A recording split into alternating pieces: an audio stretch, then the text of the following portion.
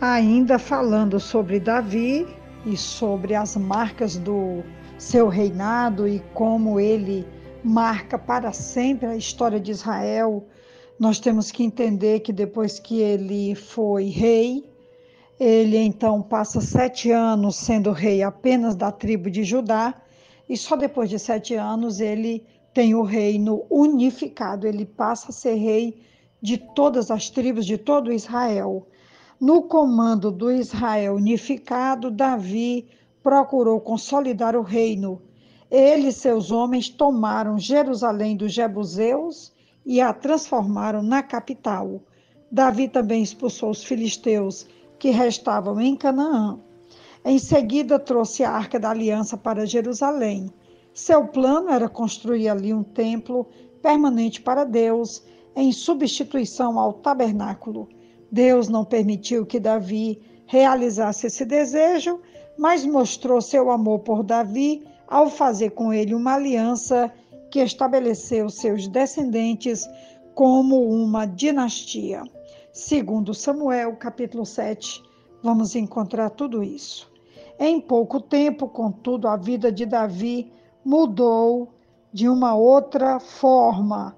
Numa época em que ele provavelmente deveria estar no campo de batalha com seu exército, encontrava-se desocupado no terraço do seu palácio, de onde viu uma bela mulher chamada Betseba tomando banho. Ele a desejou e, como faziam os déspotas do antigo Oriente Próximo, tomou-a para si. Betseba engravidou e a tentativa de Davi de encobrir o adultério falhou. No desespero de manter seu segredo, ordenou que Urias, marido de Betseba, fosse morto. Então, nós temos aqui em 2 Samuel, no capítulo 12, nós não poderíamos deixar de falar desse fato, porque faz parte da vida do rei, faz parte da vida do homem Davi, e nós não seríamos quem nós somos sem a nossa humanidade. Dentro dessa humanidade, ele falhou, como todos nós também temos falhado. Próprio Jesus, defendendo uma mulher acusada de adultério, ele diz lá em João, Evangelho de João, capítulo 8, que quem não tiver pecado, que atire a primeira pedra. Nós sabemos que ninguém pode atirar pedra em Davi e ninguém pode atirar pedra em ninguém, porque todos nós somos frutos da misericórdia e da compaixão de Deus. Então, nós temos aqui no capítulo 12 de 2 Samuel, quando Natã, o profeta, vai até Davi, amando de Deus, e ele vai repreendê-lo. E olha como é interessante. 2 Samuel 12, a partir do versículo 7, você é esse homem, disse Natã a Davi. E continuou, assim diz o Senhor, o Deus de Israel, eu o ungi rei de Israel e o livrei das mãos de Saul. Dei-lhe a casa e as mulheres do seu senhor, dei-lhe a nação de Israel e Judá. E se tudo isso não fosse suficiente, eu lhe teria dado mais ainda. Porque você desprezou a palavra do Senhor, fazendo o que ele reprova. Você matou Urias, o hitita, com a espada dos amonitas e ficou com a mulher dele. Por isso a espada nunca se afastará de sua família, pois você me desprezou e tomou a mulher de Urias, o hitita, para ser sua mulher.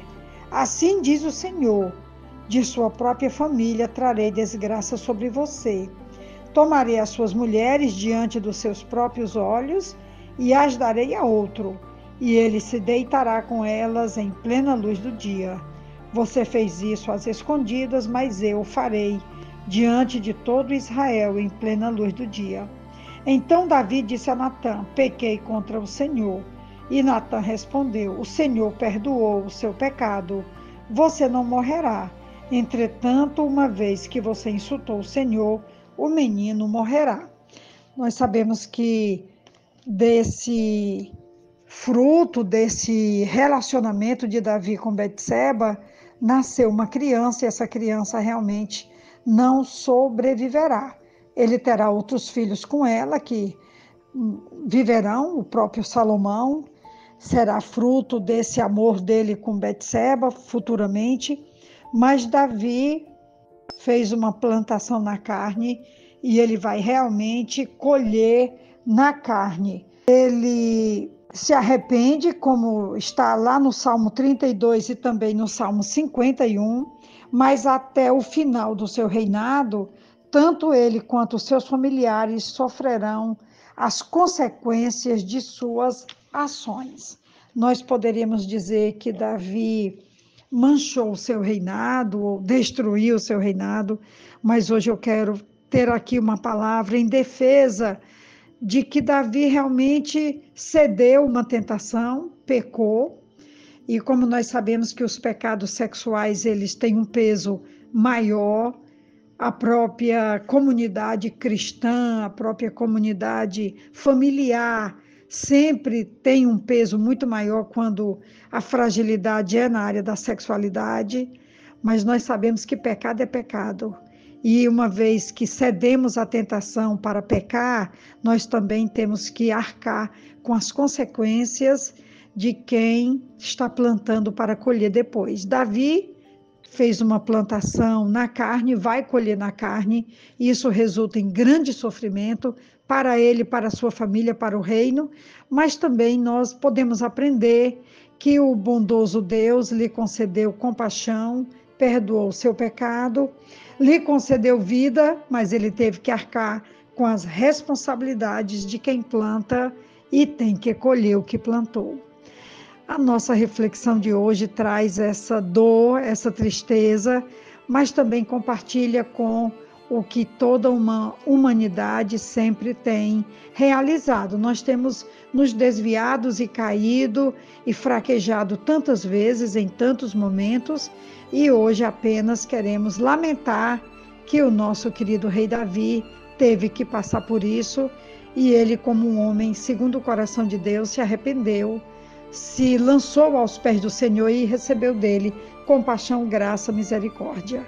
É a nossa reflexão de hoje. Que Deus nos abençoe e derrame sobre nós também sua graça, compaixão e misericórdia. Um grande abraço da pastora Betinha. Amém.